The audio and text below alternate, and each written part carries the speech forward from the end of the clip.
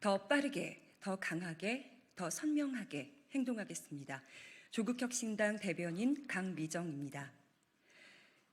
윤 대통령, 정말 사과했다면 국무회의 속기록을 공개하십시오. 윤석열 대통령은 어제 오전 10시 국무회의 모두 발언을 했습니다. 일단 국민께 죄송하다고는 했습니다.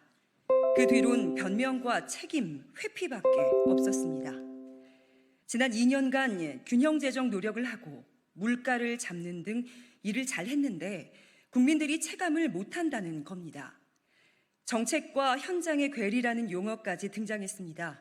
그런데 친윤 언론마저 이를 문제 삼았습니다. 여론이 좋지 않다고 느꼈는지 이번엔 대통령실이 나섭니다.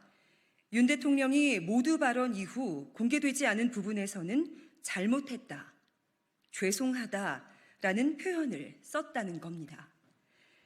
점심 무렵 대통령실 관계자가 기자들에게 윤 대통령은 어린 시절 잘못해 어머니한테 회초리를 맞을 때 순간을 모면하기 위해 손을 모아 빌면서 용서를 구할 수도 있지만 매를 맞으면서 내가 뭘 잘못했고 앞으로는 어떻게 해야 하는지 반성한다면 그 사랑의 회초리의 의미가 더 커질 것이라고 했다라고 말했습니다. 그래놓고 국정 방향을 근본적으로 바꾼다는 것은 국민에 대한 약속을 이행하지 않게 될 수도 있다고 합니다. 대통령은 국정 방향은 변하지 않을 것이라고 재확인한 것입니다. 이 일로 떠오르는 사건이 있습니다.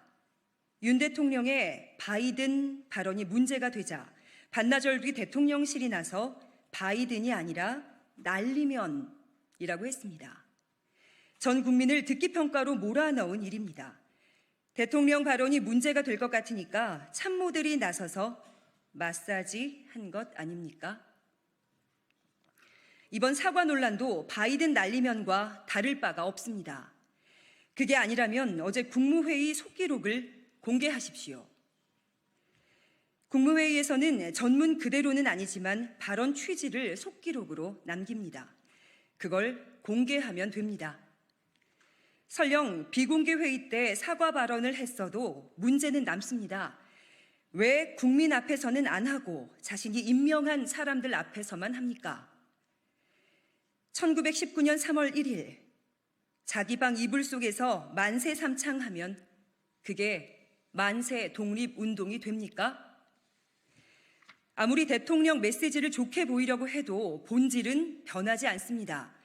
그저 형식은 엉망, 내용은 실망, 기대는 난망, 국민망, 폭망입니다. 두 번째 브리핑 이어하겠습니다.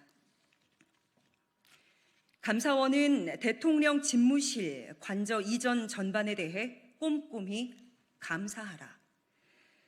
윤석열 정부의 대통령실 이전 과정에서 국고 손실 등 부패 혐의가 있었다는 중앙일보 보도는 충격적입니다. 정권 교체기라는 혼란을 틈타 제 배를 불린 자가 있었다는 얘기니까요. 경호처 간부의 단독 범행인지 아니면 그 간부와 이어진 세력이 있는지도 감사원 조사와 검찰 수사로 밝혀지길 바랍니다. 중앙일보 보도를 보면 대통령실 이전 관련 감사를 진행 중인 감사원이 지난해 10월 경호처 간부 A씨와 방탄유리 시공업체 관계자를 국고 손실 등 부패 혐의로 검찰에 수사 의뢰한 것으로 16일 확인됐다라고 합니다. 국고 손실은 10억 원대입니다. 대통령실 이전 감사는 참여연대의 국민감사창구로 2022년 12월부터 시작됐습니다. 감사 청구는 윤석열 정부 출범 이후 대통령 집무실과 관저를 옮기는 과정에서 직권남용 같은 불법은 없었는지에 대한 국민감사 청구인데 감사원은 1년 4개월 만에 딱 한 건의 부패 혐의만 적발했습니다. 감사 기간을 4차례나 연장했고 결과 발표를 총선 이후로 미뤘습니다. 굳이 왜 그랬는지까지는 따지지 않겠습니다. 조국혁신당이 감사원을 감시하겠습니다.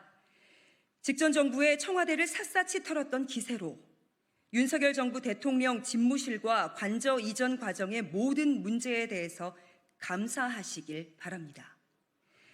국고손실 부패 혐의와 연관된 이들이 더 없는지도 꼼꼼히 감사하시길 바랍니다. 그렇지 않을 경우 조국 혁신당은 22대 국회에서 감사원의 감사 잣대가, 감사 내용이 감사원의 직분에 맞게 공정했는지 감사하겠습니다. 고맙습니다.